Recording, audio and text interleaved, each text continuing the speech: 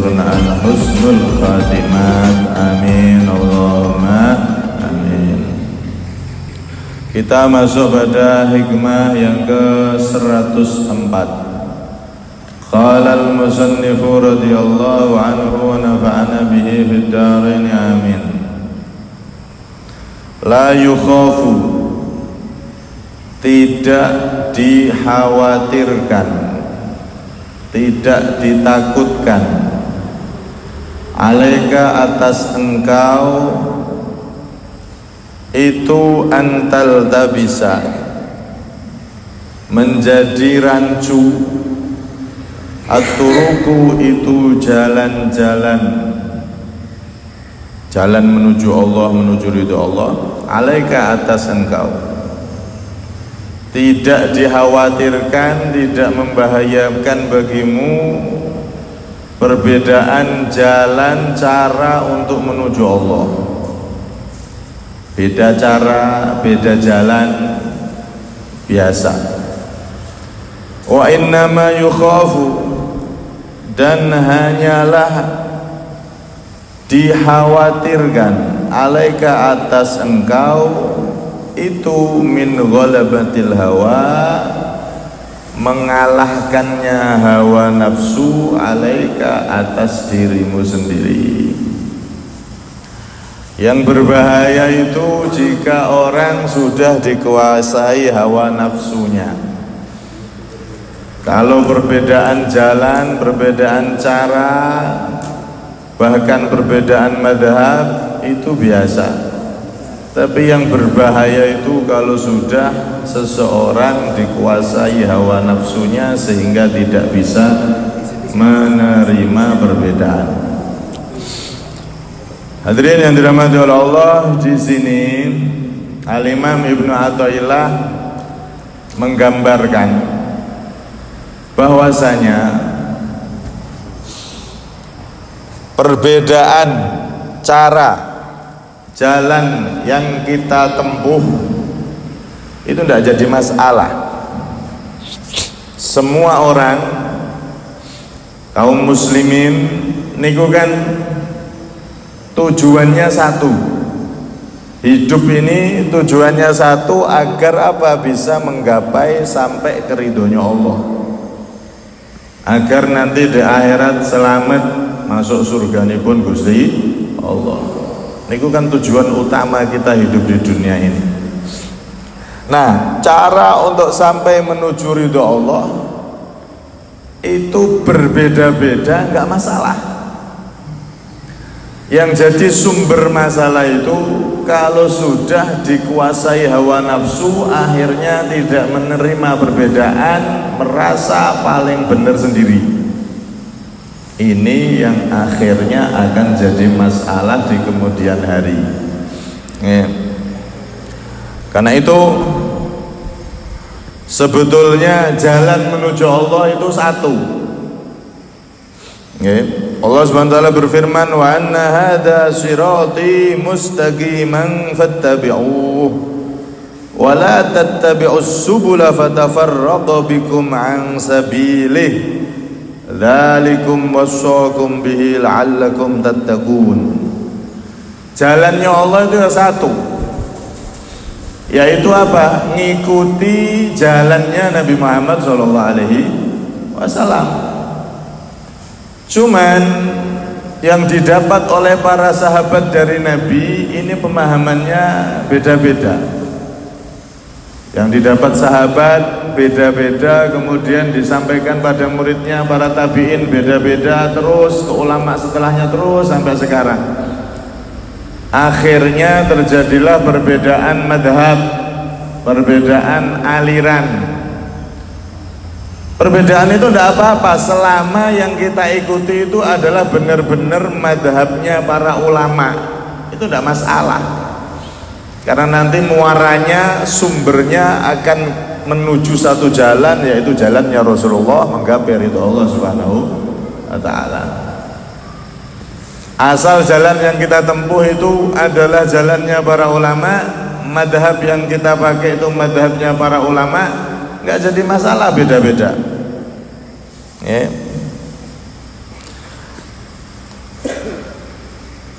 Tapi yang jadi masalah itu kalau orang atau kelompok yang sudah dikuasai hawa nafsu merasa paling benar, merasa paling pas dengan jalannya Nabi. Oh, yang paling benar tuh ya saya, golongan saya. Ini yang kami ini atas dasar kitab dan sunnah. Kami ini adalah manhaj, berada di jalan kitabnya Allah dan sunnah Nabi Muhammad. Yang nggak ngikutin kami berarti nggak ngikutin Nabi Muhammad. Merasa paling benar sendiri. Nah, ini yang jadi masalah. Kalau sudah seperti ini, dikuasai oleh hawa nafsu, yang mana hawa nafsu ini isinya ada 4. Pertama, orang yang merasa benar sendiri dan yang lain yang nggak sama dengan dia salah. Niki dikuasai nafsu. Pertama, nafsu itu menguasai dia melalui asobiyah, fanatik buta. Sing paling apik ya guruku, sing paling bener organisasiku, torekohku, pesantrenku, dan lain-lain. Selain ini salah. Nah, ini fanatik buta. Kalau fanatik sama guru, setia sama organisasi, setia sama gurunya, cinta sama gurunya berlebihan, tidak masalah. Tapi jangan menyalahkan yang lain, jangan meremehkan yang lain. Nah, cinta sama guru ya wajar, memang harus begitu. Murid cinta sama gurunya, cinta sama organisasi ya wajar, memang harus cinta biar organisasinya maju.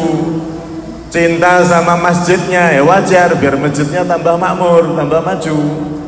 Tapi jangan sampai kecintaan itu jadi fanatik buta, menganggap guru yang lain salah, organisasi yang lain salah, masjid yang lain salah. Bahkan ada yang berani sampai takfir. Takfir niku mengkafirkan yang tidak sama dengan dia. Nek gak masuk organisasiku, oh kafir, Islamnya hurung sempurna. Waduh, ini kayak modelnya wis ya, wis napa niku kerjasama mek malaikat penjaga neraka rupane. Ini yang jadi masalah. Karena itu asobiyah, pertama hawa nafsu itu menguasai manusia melalui fanatik buta. Yang kedua, orang yang merasa paling benar sendiri atau golongannya paling benar sendiri, yang lain salah semua, itu biasanya dikuasai hawa nafsu karena kepentingannya. Dia pengen dapat jabatan di organisasi tersebut, atau dapat jabatan, dapat pengaruh di masyarakat dan seterusnya. Ini yang kedua. Yang ketiga, orang yang sudah dikuasai hawa nafsu sehingga tidak menerima perbedaan itu, merasa paling benar yang lain salah, itu karena urusan pengen dapat dunia, dapat keuntungan, uang, bin fulus, bin duit, ya. Nah, ada tujuan-tujuan itu. Ya. Yang keempat, orang yang dikuasai hawa nafsu merasa paling benar sendiri, itu ada kalanya karena memang sombong. Dia sudah merasa paling hebat, paling pinter, paling jos, paling top, marukoto, sehingga yang lain tidak diterima. Sudah mau baiknya seapapun tidak diterima, dianggap salah semuanya karena kesombongan. Walhasil dari 4 hal ini semua adalah akibat dikuasai oleh hawa nafsu, obsesinya, obsesi nafsu, obsesi duniawi, sehingga tidak menerima perbedaan. Menganggap yang lain salah, bahkan tadi itu padahal sama-sama wong Islam tapi dianggap kafir kalau nggak ikut agama kalau nggak ikut kelompoknya, nggak ikut organisasinya. Naudzubillah min dzalik. Lihat bagaimana perbedaan antar madhab, perbedaan antar guru, antar torikoh. Nah, ini kan torikoh kadang-kadang musuhan malah. Torikohku paling apik, torikohmu elek. Kadang-kadang loh torikoh itu menjernihkan hati, malah memandang yang lain remeh, malah kotor hati ini. Justru orang yang masuk torikoh itu harusnya hatinya bersih, memandang dirinya ini banyak dosa, yang lain dipandang lebih mulia dari dirinya. Itu baru torikoh yang sejati. Dan yang masuk torikoh atau masuk satu organisasi malah merasa paling benar, yang lainnya salah, yang lainnya apalagi kok neraka, apalagi kok kafir. Wah, ini perlu dipertanyakan, ini gurunya sopo itu. Tidak mungkin kalau ajaran dari gurunya itu bersumber dari Rasulullah kok ngajarkan seperti itu tidak mungkin. Karena itu lihat bagaimana orang-orang dulu itu beda madhab, beda toriko, beda cara dakwah, beda organisasi. Kalau sekarang beda kelompok, mereka tuh tetap rukun, saling menghormati. Nggak ada kok mengkafirkan sesama umat Islam, dono. Lihat bagaimana zaman dulu itu sahabat Nabi itu terbelah menjadi dua tentang pendapat apakah Rasulullah saat Isra Mi'raj itu melihat Allah atau tidak. Itu di kalangan sahabat itu terbelah jadi dua pendapat. Nabi Muhammad ketika Isra Mi'raj, ini kan sebentar lagi Isra Mi'raj, tanggal 1 Rajab sama dengan 1 Januari. Isra Mi'rajnya Nabi itu, ketika Isra Mi'raj beliau benar-benar bertemu Allah, melihat Allah apa tidak? Melihat Allah atau tidak? Maka terbagi menjadi dua pendapat. Sahabat terbelah menjadi dua kubu. Satu diketuai oleh sahabat Abdullah bin Abbas yang menyatakan Rasulullah ketika Isra Mi'raj itu melihat Allah. Kemuliaan untuk Nabi Muhammad. Kubu yang kedua mengatakan Rasulullah saat Isra Mi'raj itu enggak melihat Allah. Ini diketuai oleh Siti Aisyah, istri Rasulullah.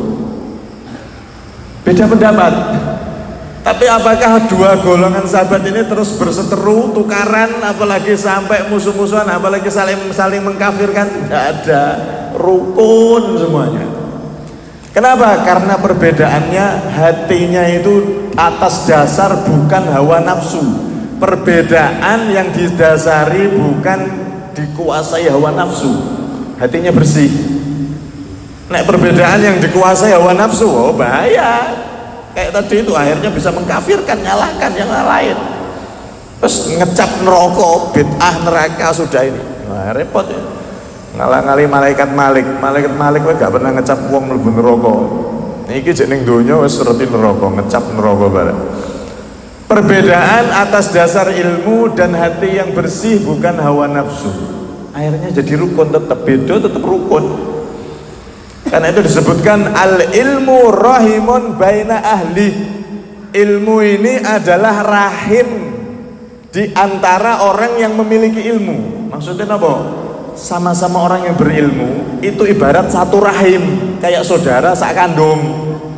Saudara sak kandung, kakak adik, nggak mungkin tengkar, nggak mungkin tengkarnya itu pasti gara-gara duniawi, nafsu mesti. Bisa tengkar, kakak adik tengkar, gak sopan, bahkan gak ngaku dulur, mesti nek diteliti goro-goro hawa nafsu, dunia dan lain-lain di situ. Nek enggak itu pasti rukun, jenenge kakak adik, sedulur sak kandung, pasti rukun. Nek gak rukun mesti wis dunya urusane. Begitu juga orang yang sama-sama punya ilmu, ini kalau atas dasar ilmu dan hati yang bersih, bukan karena kepentingan duniawi ini itu, pengen jabat apa, kepentingan ini, kepentingan itu, tidak ada kepentingan duniawi, pasti rukun. Beda pendapat rukun. Ini para sahabat masalah Isra Mi'raj aja ada dua kubu, dua pendapat.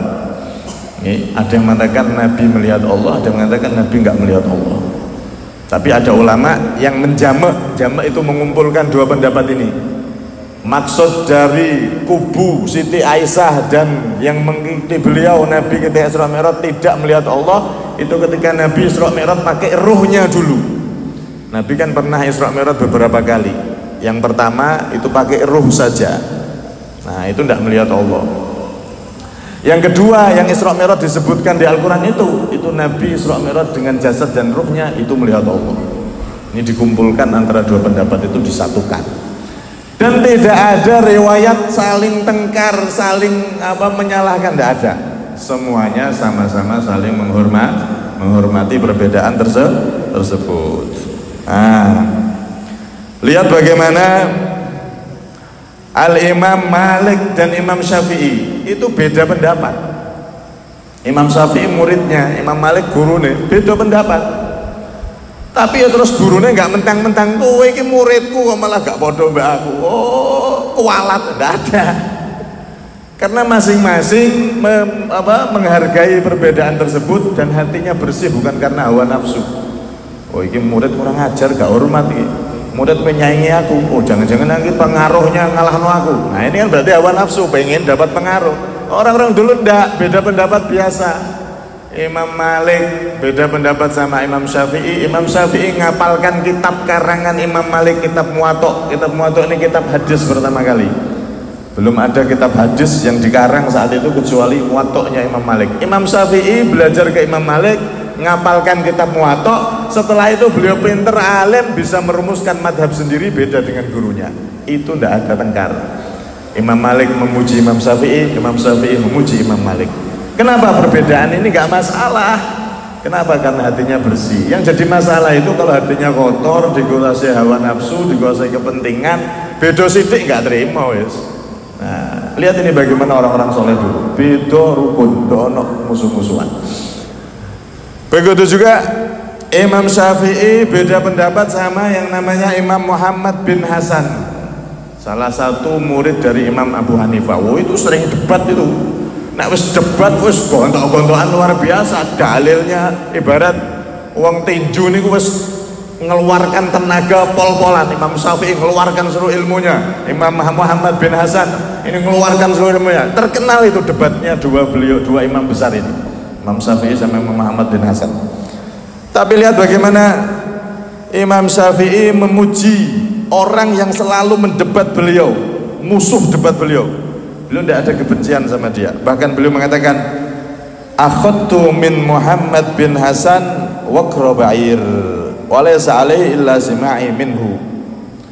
Aku ini ngambil banyak pelajaran dari Muhammad bin Hasan.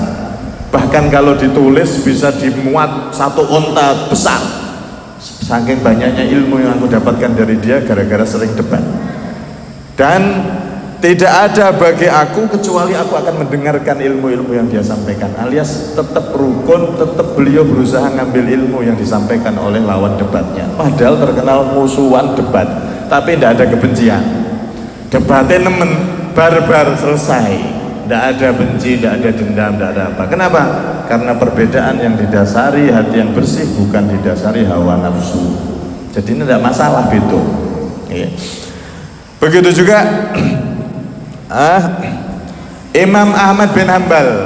Imam Syafi'i punya murid Imam Ahmad bin Hambal, hafal 1 juta hadis, alim. Akhirnya madhabnya juga beda dengan Imam Syafi'i. Antara Imam Syafi'i dan Imam Ahmad bin Hambal terjadi banyak perbedaan, tapi ya tetap rukun. Tidak ada istilahnya musuh-musuhan. Imam Syafi'i walaupun jadi guru, Imam Ahmad jadi muridnya. Terus Imam Syafi'i, oh kualat kamu, murid gak bodoh aku. Enggak, tetap rukun. Bahkan saling memuji dan saling mengunjungi. Imam Ahmad sebagai murid memuji Imam Syafi'i, berkata sama putrinya, wahai putriku, ketahuilah guruku Asy-Syafi'i itu ladujjatun minasy-Syafi'i khairun min salati abiki kulliha. Wahai putriku, ketahuilah guruku Syafi'i itu tidurnya beliau sebentar itu lebih utama daripada sholat ayahmu ini, sholatnya ayahmu ini seumur hidup. Saking hormatnya sama Imam Syafi'i, padahal beda. Imam Syafi'i juga memuji muridnya. Qalu yazuruka Ahmadu wa tazuruhu. Qultu al-fadailu la tubarihu manzilah. Inzaroni fa bi fadlihi aw zurtuhu wa li fadlihi fal fadlu fil halatainilah. Orang-orang berkata itu Imam Ahmad yang hafal 1 juta hadis datang ke Imam Syafi'i, berarti Imam Syafi'i ini lebih mulia daripada Ahmad. Enggak, dia datang ke rumahku, aku datang ke rumahnya. Semuanya ini adalah keutamaan, kemuliaan untuk Ahmad bin Hambal, bukan untuk aku Syafi'i. Masya Allah, ngakui muridnya lebih unggul, lebih mulia daripada dirinya. Beda tapi tidak ada permusuhan. Inilah potret orang-orang dahulu. Begitu juga di zaman Imam Muhammad Al-Baqir dan para ahlul bait saat itu, para keturunan Rasulullah. itu mereka jadi satu kelompok, dan para ulama, para kiai saat itu jadi satu kelompok. Kalau bahasa sekarang ada kelompok habaib, ada kelompok kiai. Zaman dulu terjadi perbedaan pendapat, tapi dua kelompok saling memuji, saling menghormati. Yang para kiai, para ulama menghormati, memuji karena beliau-beliau keturunan Rasulullah. Yang keturunan Rasulullah memuji karena beliau-beliau para ulama ini pewaris Rasulullah, pewaris ilmunya Rasulullah SAW. Tidak ada tengkar, tidak ada tengkar. Zaman saat ini malah digawe tukaran. Sing percaya sama habaib keturunan Nabi sama yang nggak percaya, sing nggak percaya ini seakan-akan pengen menguasai Indonesia. Habib kita usir semuanya dari Indonesia. Lagi pun negeri ini bahamu dewi, wong habaib ini sudah jadi Indonesia, sudah KTP Indonesia, sudah WNI, masing-masing sudah punya hak yang sama. Bahkan habaib Pak Alawi itu banyak yang jadi jenderal TNI ada, yang jadi polisi ada. Wah, pengusir itu. Kalau masalah nggak percaya mereka keturunan Nabi, terserah, itu perbedaan pilihan. Nah, semuanya akan bertanggung jawab dengan pilihannya. Yang penting kita itu milih pendapat dari para ulama. Atas berdasar pendapat ulama selesai. Yang percaya ngikuti ulama, yang nggak percaya mbok ngikuti sopo. Ono ulama ora itu bener-bener ahli nasab dah itu. Nanti mereka bertanggung jawab sendiri. Kalau sama-sama perbedaan itu atas dasar hati yang bersih, maka tidak ada permusuhan. Nah, ini malah kok jadi musuhan. Beda pendapat jadi musuhan. Lah kita itu loh beda pendapat sama orang-orang non-muslim. Non-muslim kan nggak percaya Nabi Muhammad itu nabi, bahkan nggak percaya Allah Tuhan, nggak percaya mereka. Loh, kita loh bisa berdampingan rukun. Lah ini kok ada kelompok-kelompok yang pengen ngadu habaib ini musuh harus diusir lah. Waduh, Islami. Lah lucu jaluk dipoto rupane ngomong ini. Ini bahaya ini. Ini adalah ada agenda besar untuk mecah belah umat Islam. Atas nama Nusantara, atas nama kiai, padahal kiai kita yang dulu itu tidak ada yang seperti itu. Rukun, beda pendapat rukun. Kiai yang mana yang ngajarkan perpecahan itu? Makanya hati-hati di media sosial masih aja ramai seperti itu. Maka kalau ada perbedaan kok di situ timbul gejolak, timbul permusuhan, maka otomatis ini salah satu atau keduanya dikuasai hawa nafsu dan kepentingan. Pasti ini sudah. Tidak mungkin nek sedulur kita ini secara umum sedulur podo menungso. Lebih khusus lagi sedulur podo-podo wong Indonesia. Lebih khusus meneh sedulur podo-podo wong Islam. Ka'bahe podo, Qur'ane podo, Tuhane podo, kitabe podo. Beda Habib, beda Kiai, kok malah digawe tukaran. Podone luwih akeh. Beda siji malah digawe tukaran. Nah, ini kalau terjadi pertengkaran seperti itu pasti salah satu atau kedua-duanya ini ada kepentingan duniawi. Wes toh mesti ini koyok dulur tadi itu kakak adik niku mesti rukun. Sebab nggak rukun pasti ada duniawi yang mengacaukan di situ. Goro-goro warisan akhirnya nggak rukun. Duniawi. Kalau tujuannya itu tujuan akhirat, cari ridho Allah, beda pendapat biasa, tidak akan ada pertengkaran, tidak akan ada gejolak. Enak gejolak, ada kepentingan sudah, bukan ilmiah tapi itu kepentingan, kepentingan yang dibalut seakan-akan masalah ilmiah, padahal itu intinya ingin mecah belah. Na'udzubillah min dzalik. Ini dulu ahlul bait, datuk-datuk para habaib dan para ulama-ulama dulu beda pendapat, tapi kedua kubu saling menghormati, saling memuji. Karena perbedaan yang didasari hati yang bersih, bukan didasari hawa nafsu, kepentingan duniawi. Sampai ada di zaman Sayyidina Muawiyah. Sayyidina Muawiyah ini salah satu sahabat. Itu ada di kalangan para habaib, para keturunan Rasulullah ini namanya Muhammad Al-Bakir. Sayyidina Muhammad Al-Bakir ini diisukan tidak suka dengan sahabat. Nah, Sayyidina Muawiyah saat itu jadi khalifah, beliau juga sahabat. Maka beliau mendatangkan itu Sayyidina Muhammad Al-Bakir, ditanya Ja'far Shadiq ya. Imam Ja'far Shadiq ditanya, "Wahai Ja'far Shadiq, apakah benar kata tetanggaku, kata orang-orang itu, kamu nggak suka sama sahabat, kamu nggak suka sama Abu Bakar? Sayyidina Abu Bakar kamu nggak suka. Apakah benar seperti itu?" Maka setelah dikonfirmasi, ditabayun, bener enggak? Makanya kalau ada berita jangan langsung dipercaya. Oh ini pengkhianat, oh ini pemutar balik sejarah.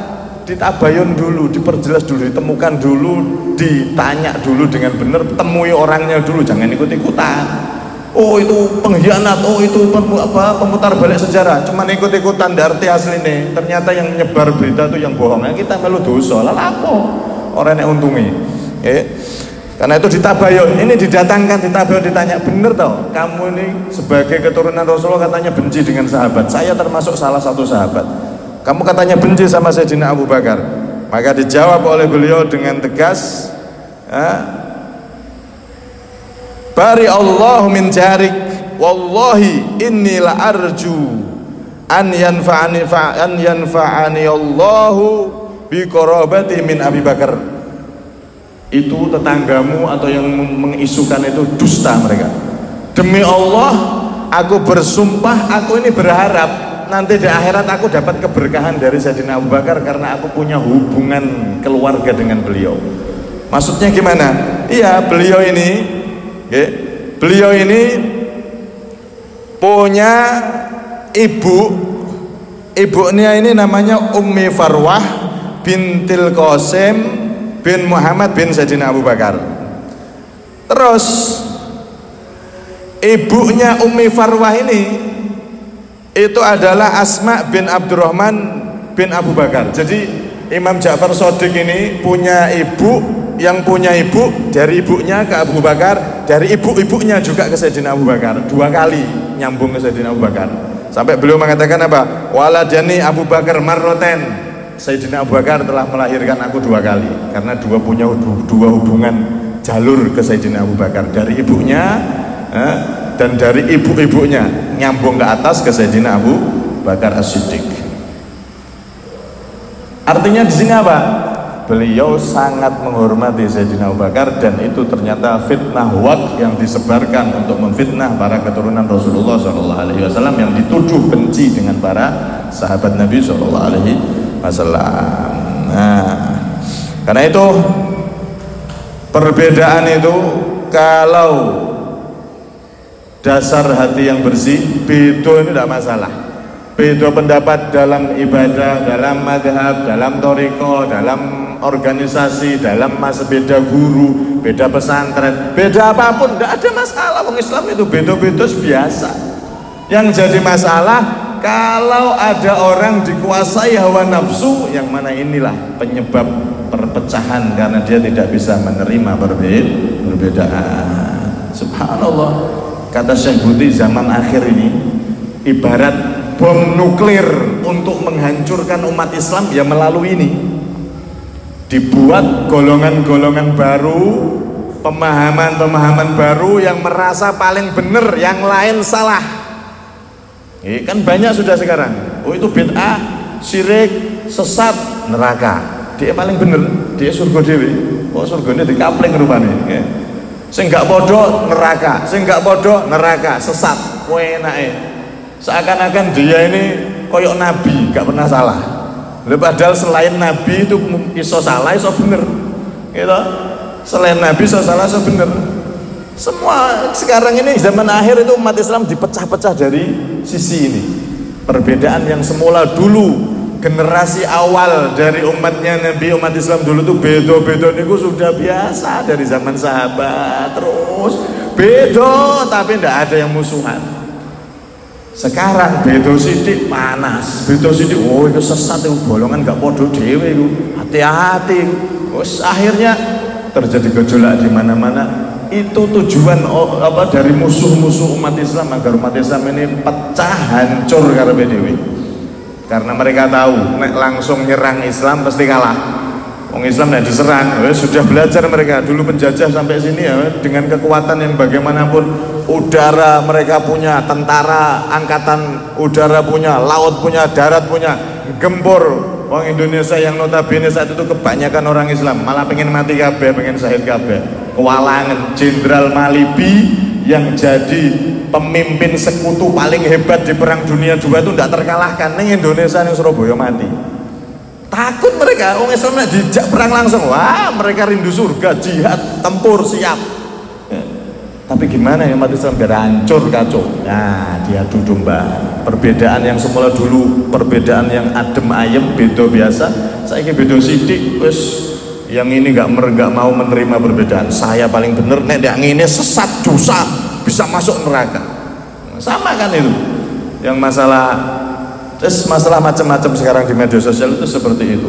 Maka hati-hati, kita kembali ke jalannya para generasi dahulu umat Islam, para ulama dahulu beda, mereka rukun, beda pendapat rukun. Ya itu tadi loh, kita beda Tuhan, beda Nabi sama non muslim aja bisa rukun kok. Ada apa kita mau dipecah-pecah goro-goro pemahaman-pemahaman baru? Beda silahkan, masing-masing akan diminta pertanggungjawabannya. Yang penting kita ngikuti pendapat ulama. Maka perbedaan asal tetap mengikuti ulama nggak masalah. Nah, itu justru menjadikan rahmat untuk kita umat Nabi Muhammad SAW, menunjukkan hebatnya umatnya Nabi. Beda-beda madhabe, beda-beda alirane, beda-beda gerak dakwanya, organisasinya, tapi rukun umat Islam tetap solid, tetap saling menghormati dan tidak saling menjatuhkan, bahkan tidak bisa diadu domba. Maka kalau sudah seperti ini, kita menjadi umat pererat, menjadi perekat di antara umat Nabi Muhammad.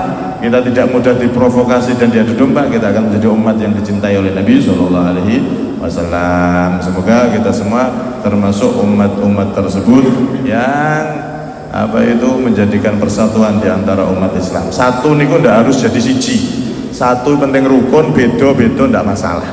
Satu tuh bersatu tuh nggak harus menjadi satu. Ya wong lanang wong wedok nikah ini kan bersatu dalam rumah tangga. Ya nggak harus jadi satu. Yang lanang tetap lanang, suami, wedok tetap wedok kan ngoten. Allah alam bisawab.